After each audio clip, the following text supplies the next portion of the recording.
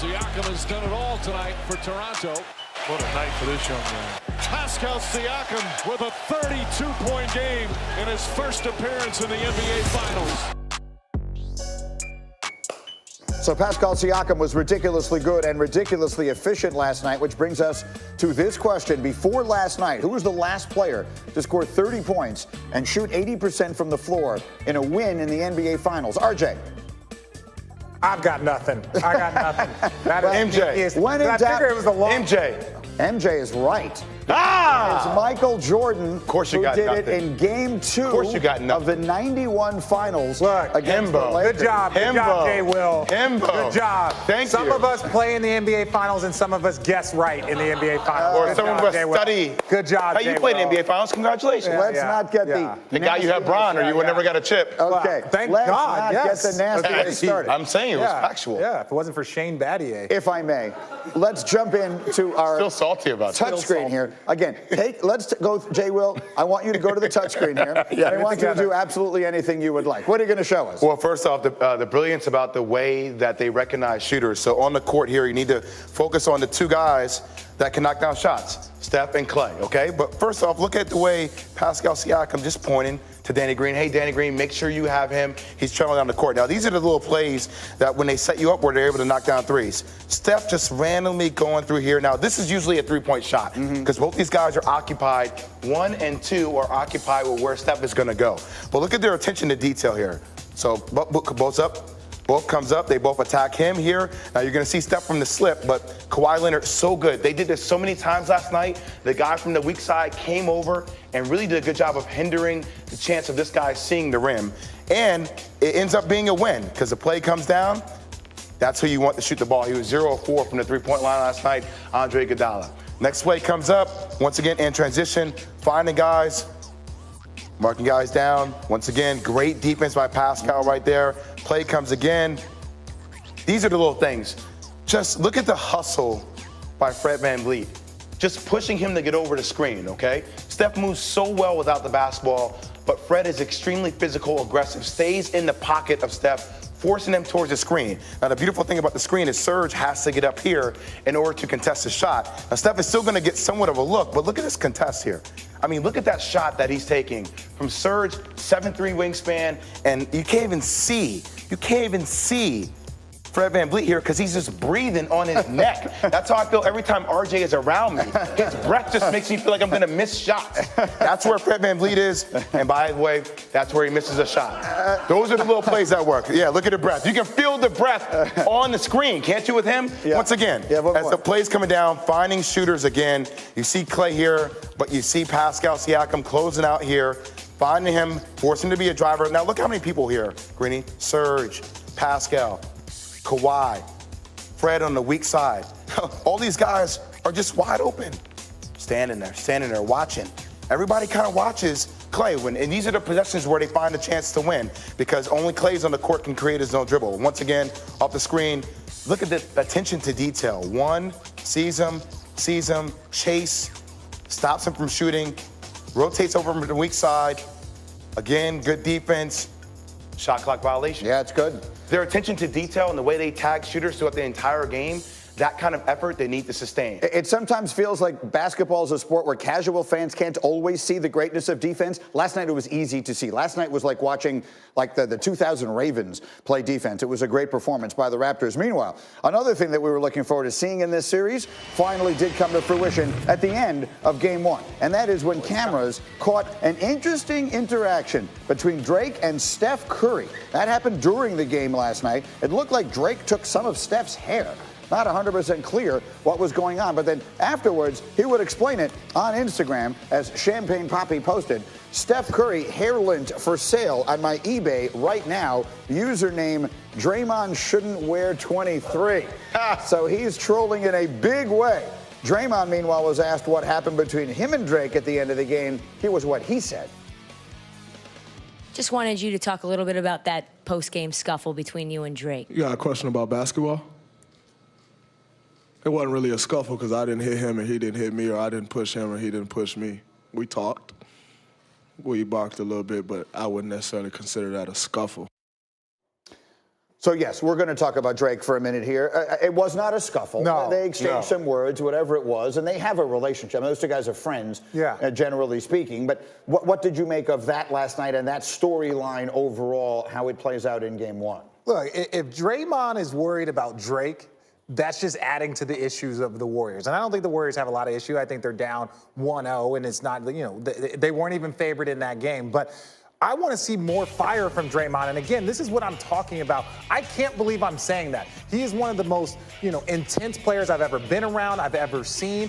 And for him to have something to say to Drake at the end of the game, when Pascal Siakam went 14 for 17, I think our priorities are in the wrong place. Let me just very quickly ask you, you've been on the floor with Draymond Green in finals. Like, what is he generally like out there in these games of this magnitude? Well, I've been on the floor with both of them. Drake, right there. Drake and Draymond. And when I say the best way to shut up a super fan is to just beat their team down. Voila. Drake didn't have nearly as many antics the last few years when they were getting swept in the playoffs. That's the best way to do it. In the meantime, Jay, you were there. Again, I should remind everyone, Jay Will was at the game last night.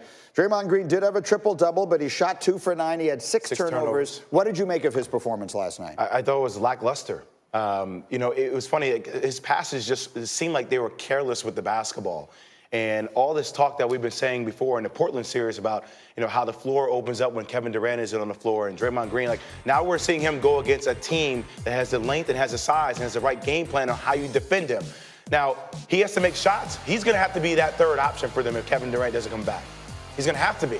He's going to have to be the most consistent guy on the court. You know what I was thinking of just now as you were talking was Magic Johnson saying on Monday night, the last thing the Warriors wanted was 9 days off. They were in such a rhythm. They were in such a flow. You cannot simulate that in practice. Do you think that the lack of flow we saw in their offense, and you just did a nice job of demonstrating some of the great D, but was there a little bit of rust in what we saw offensively last night? Yeah, I think there was a little bit of rust, but you also want to give Toronto credit. Like that defense that those boys are playing, and it was very similar to when we watched them come back against Milwaukee and that defense that they were building a wall against Giannis. The difference here is that they're building a wall against shooters and they're forcing other guys to try and beat you. Normally when you're playing against the Warriors the last few years, there's a Kevin Durant on there, or you have more movement with a little bit better players when they had more depth on the 73-win team. Now you don't have that. Your usual sparring partner, Seth Greenberg, has been texting me like crazy, singing the praises of Nick Nurse. And while everyone talks about Masai Ujiri, the big move he made to acquire Kawhi, he made that other big move last year. He fired the coach of the year and elevated Nick Nurse. And how much of this comes to coaching when we look at how well prepared they were defensively, all that stuff you just showed us? I think Nick Nurse has done an incredible job, and I will give them even extra credit. Seeing it in person, Kawhi Leonard was laboring. He was laboring last night. He was hobbling up and down the floor. He had no lift on his jump shot. The fact that they won that game with the other pieces stepping up and their attention to detail defensively talks a lot about coaching. But again, we're talking about game one. No, I'm saying I agree with you. But if he's still hobbling come game 3, come game 4, as this series progresses, I'm not expecting that from Siakam or the rest of the group. That's one of the topics that we're going to get to. If this does become a long series, so much can change based upon whether we get KD back, based upon whether Boogie works his way back and plays a lot more minutes, and obviously the health of Kawhi. Coming up, it was a golden opportunity wasted. We'll show you exactly how the Warriors squandered Game 1 and what they need to fix Sunday night in Game 2. Let's get up on ESPN. With RJ and Jay Will in the house. Jay Will was in Toronto last night, saw all the action, flew back overnight, so we were appreciative of that. And he's so appreciative that RJ wore his finest jewelry to accommodate you here. Got the championship ring working. Respect. Yeah, that's what we're fighting for. Zoom in on that thing, man. No need for Zoom. We'll get enough action. There you go. No big. You're not wearing that outside in the street, so you only wear that inside the studio. No, I can't. I like a ring you could land a plane on. All right, let's get this thing started. Our game of the night, obviously only one place to go, and that is Toronto. Raptors, the hosts, and you know who was ready. Jurassic Park was ready. You know who else was ready? Champagne Poppy. He's ready to go. He's got the Del Curry jersey and everything. All right, going to pick it up in the third quarter. How good was Pascal Siakam? He was amazing. He did everything that his team needed to do, especially with Kawhi being a little hobbled. But look, just outrunning the Warriors and getting out to the lane right there. Toronto by 7 after 3. And then Fred VanVleet. They needed to find something somewhere else last night, Jay, and he was the man who did it. After the birth of his second child, he's really been playing extremely well. 4 of 4 from the three-point line as well. Look at this sequence here. Now he gets the bucket. Now back we go the other way. And Serge Ibaka playing defense. Great sequence for the Raptors, who have a 5-point lead. Later, their lead is 7. Siakam again. How does this one go?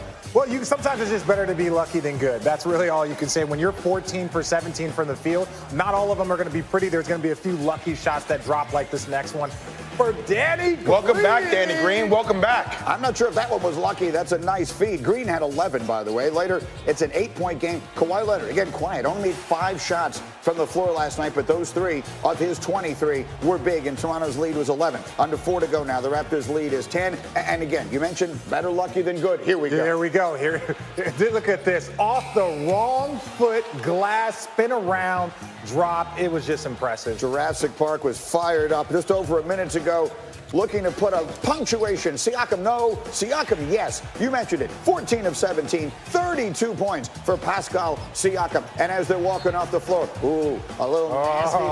Yeah. We got Drake. Drake We got said, Draymond. yeah. If you had the end of game 1 as what those two would exchange words, you had a winner last night. And the Raptors are up 1-0.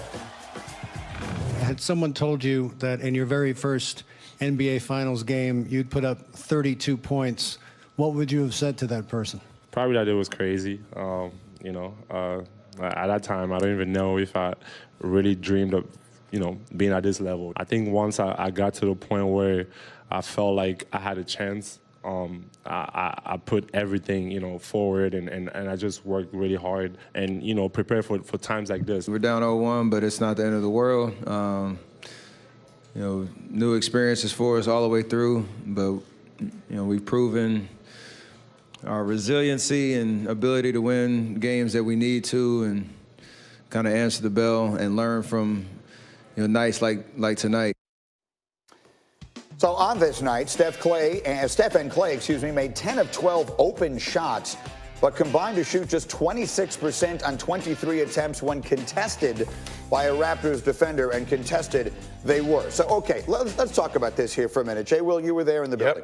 So the 3 of us were together yesterday. If I had said to you yesterday, Steph and Clay are going to score 55, Draymond's going to have a triple-double, and Kawhi Leonard is only going to make 5 shots, would you have ever believed me if I had said Toronto was going to win the game? How did that happen?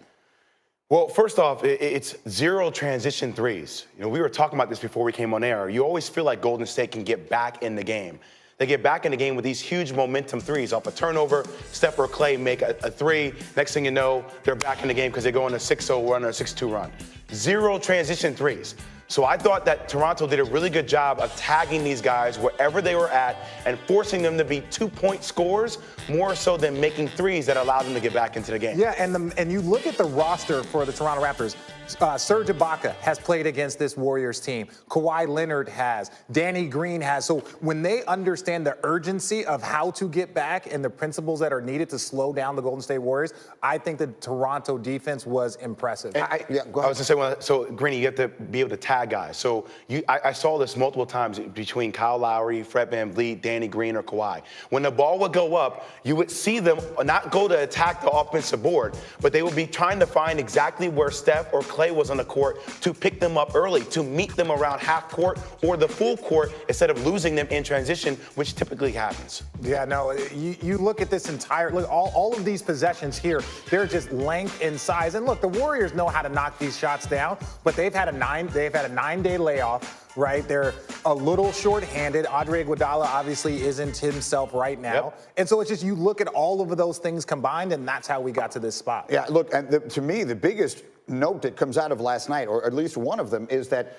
the Raptors win a game in which Kawhi Leonard does not take over. The one thing we all thought for certain was he's going to have to be great every single night for them to win. So what does it mean that they win a game in which he wasn't great last night? Well, look, 14 for 17. This is my biggest issue with the Warriors. And look, the entire Toronto Raptors organization, you guys were amazing. Everyone, it was great. Great game plan, great defense, great execution. But now we're going to look at what happened. And Siakam going 14 for 17 and only shooting 2 free throws means that there was really not a lot of resistance given by the Golden State Warriors. Toronto shot 50% from the field, 40% from 3. That's not going to get it done in the NBA Finals. He's got to put some respect on the Raptors' name. Yeah. They had to lead the whole damn game. Yeah. The whole game. No transition threes for Golden State. Yeah, the defense wasn't great, but we need to stop this narrative like they're better without Kevin Durant. Like, we really do, because on those nights where Andre Iguodala can't get going, or I love Quinn Cook, but Quinn Cook is playing solid minutes in the NBA Finals. Kevon Looney isn't really doing anything. Draymond Green is 2 of 6 from the field. Even though he had a triple-double, he didn't play well. You need guys that can score the ball. And when you have the best scorer on the planet on your team, it makes everybody else's job easier. So we're going to get to Durant in a second, but let's start by talking a little more about Siakam. And I'm going to show you just some more of what his magic was last night, because here's a guy, he was the most improved player in the league this season. He was the best player on the court in his first ever NBA Finals game, and he showed you the whole repertoire. This is third quarter action here. He's spinning and he's scoring, giving the Raptors a 10-point lead, 3 for 3 in that quarter. He really dominated the third, which is usually Golden State's time. He personally was 5 for 5 in the third. He was, and I heard a lot of Raptors fans say this last night, and I've seen it the whole year. When he doesn't settle for just shooting threes and he attacks the rim, that's when he's at his best. Yeah, and I look, Draymond got into it with Champagne Papi. I thought I would never say this. I need to see more fight from Draymond. Yeah. Right? I need to see a little bit more, hey, take this personally. Now, again, there were some plays that could have gone either way, but I think I need Draymond to be a lot more aggressive. Siakam, 14 of 17, 32 points in the win. It's bigger than basketball, and every night that I go out there, I have a bigger purpose, and I play for something bigger than just basketball, and I think that's what makes it special. That every night I'm out there, no matter the result, no matter how many points I score, I'm playing for something bigger than myself. I've heard, a lot of people or him say some things this year, and they keep saying, "Are you surprised?" And he keeps saying, "No, this is what I've always envisioned for myself." So I think that's a powerful statement he makes as well. He believes in himself, and he went to work at it.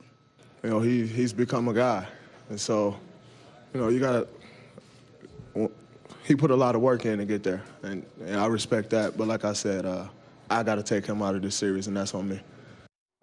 All right, you just said it. Respect. He just said it. Yeah. What's the adjustment there? What do they? Obviously, 82% from the floor doesn't happen every single night, but he killed them last night. What do they have to do defensively? Well, their game plan was great. I actually like the Warriors' game plan. They wanted the other guys to beat them, and the other guys did. But I think if you're like, okay, how can we build off of this? I need to see more aggression. I don't want this man to shoot 2 free throws and have 17 field goals and make 14 of them. One time, put him on his butt. One time, slap him across his hand.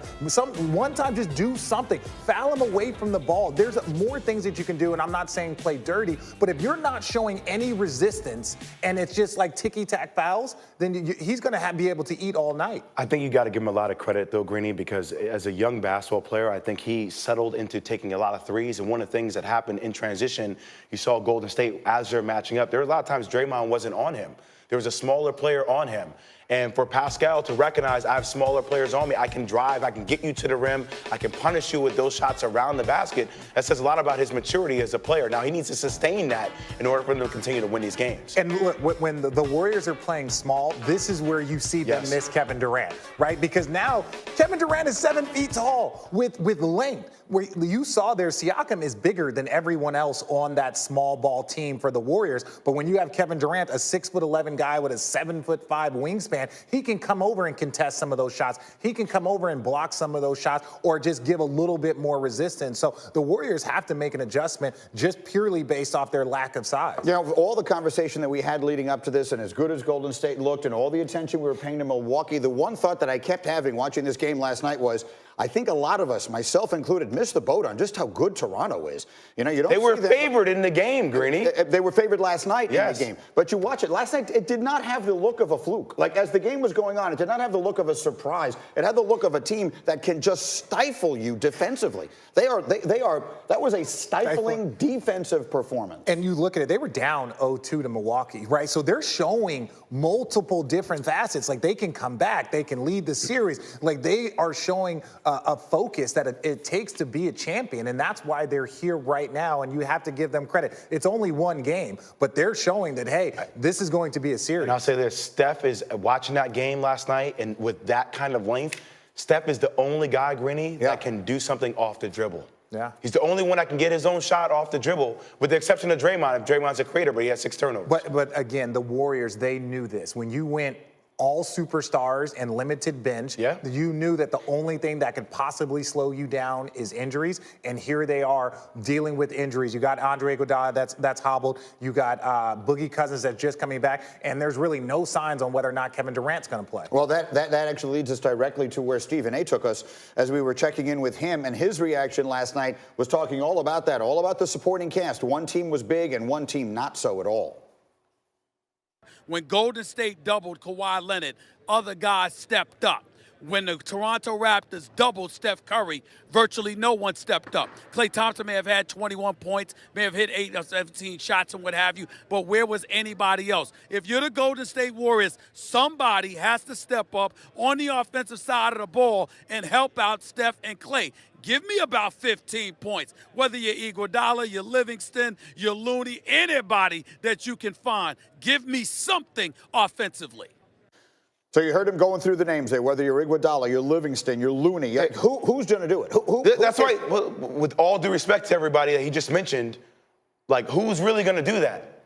Well, Alfonso McKinney? Well, I don't want to talk as much. If we're going to talk about that, we're not going to talk about offense. So somebody definitely needs to step up for the Warriors, but I think they need to play better defense. Like, that's where the Warriors, people forget that the Warriors have been a top 3 defensive team during this 5-year stretch of dominance. They've been a high-level defensive team, very similar to what Toronto is doing right now. But obviously you're missing guys and guys are hobbled, but if you're going to give up 50% from the field and 40% from 3, on the road, you're not going to win many games. So if their focus needs to be more on the defensive end than on the offensive end. I hear you, but last night you're sitting behind the bench and I'm watching him. I see Andre Iguodala say to Steve Kerr, like, my knees seem like they shot. They seem like they're shot. Yeah. Right? So if you're taking Andre Iguodala out of the picture, Kevon Looney, Jordan Bell, Quinn Cook, Sean Livingston.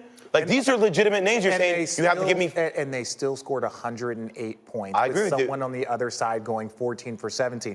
I'm not saying that Toronto can't win this series. I think that this is going to be a great series that not a lot of people know which way it's going to go. But what they're going to need to do is they're going to need to make this more of a defensive series than us trying to outscore you. And the other factor in this, as we try and figure out where else Golden State can go for offense, is, I guess, that guy that we're seeing on the screen. In this moment, he's playing D. But do they need this? They do. Was what we saw last night an indication that, as great as they were against Portland, that they need Kevin Durant to win this? This ain't Portland, and this ain't Houston. This is a well-balanced team with a stud, a future star, and a great defensive team. And they have lots of guys that have played against the Warriors before. That's one thing that I will say, playing against them in the regular season and then all of a sudden in the finals, if you don't see anything like the Warriors, you have no experience. But then all of a sudden, again, we said this, Danny Green, you have Serge Ibaka, and Kawhi Leonard understand the intensity that it takes to play against this Warriors team. I'm just going to ask you as directly as it can be asked. Yes. Can the Warriors win this series if Durant does not play a minute? I picked Toronto in 7. Yeah. Oh, here. What do you mean, here we go? I said it yesterday. Here we go. I picked Toronto in 7 if Kevin Durant doesn't play. I think something else that people are looking over, the energy in that building last night was insane. I'm not saying it was better than Oracle, because Oracle's crazy too. But let's not forget, this is the first time this team is having their first NBA Finals experience on the road. On the road. And under Steve Kerr, in the finals, on the road, they're 6-5. They're 6-5. Yeah. So this is new territory for them to feel out as well. Yeah, no, and there's a lot of bodies that haven't really experienced this. Yeah, so Quinn Cook and all of these guys. Some of these guys might have championships. Looney might have championships, but they're in a very different role. You're asking Steph to go back and play a 73-win style basketball. You're asking Klay to do that. Draymond, they're fine. But now you're asking Looney and McKinney to go out there and we need you to score. We're going to ask you to do a role that you have never done before. And I think when you look at that, it becomes a little bit more difficult for these guys. Yeah, there's a bunch of guys in the supporting cast not knocking down shots last night, and some of that is on the road, and some of that could be a little bit of rust. And look, there's no cause for any panic. No. There's an amazing statistic. This is the 5th time under Steve Kerr that Golden State has trailed in a playoff series. They won the previous 4. The only time they ever lost a playoff series, you guys beat them in a Game 7 in a series in which you never led until it was actually over. So, look, they've come from behind before. I don't think there's any reason to believe that they will panic. But if you needed some indication, if there were anyone out there that was sort of a doubter and needed an indication that the Raptors are absolutely capable of fighting this team toe-to-toe, I think last night we saw it. There's also a stat that said the team that wins Game 1 in the NBA Finals wins the series 71% of the time. That's a good stat. 71% of the time. To stats and numbers, but I'm just saying, and if you're Toronto, if you don't get game one, then it would have been over. But you got to get game one. And no one was saying this was ever going to be a sweep. So I think we're right where I think everyone believes this series is going to go. The only person who said that was Dan Orlovsky, sitting right there, which means from now Dan, on, you're not he is allowed. limited No more. to football You conversation only. Yeah. And we'll talk to him about quarterbacks and nothing else. All right, let me get up and go here and catch you up on some of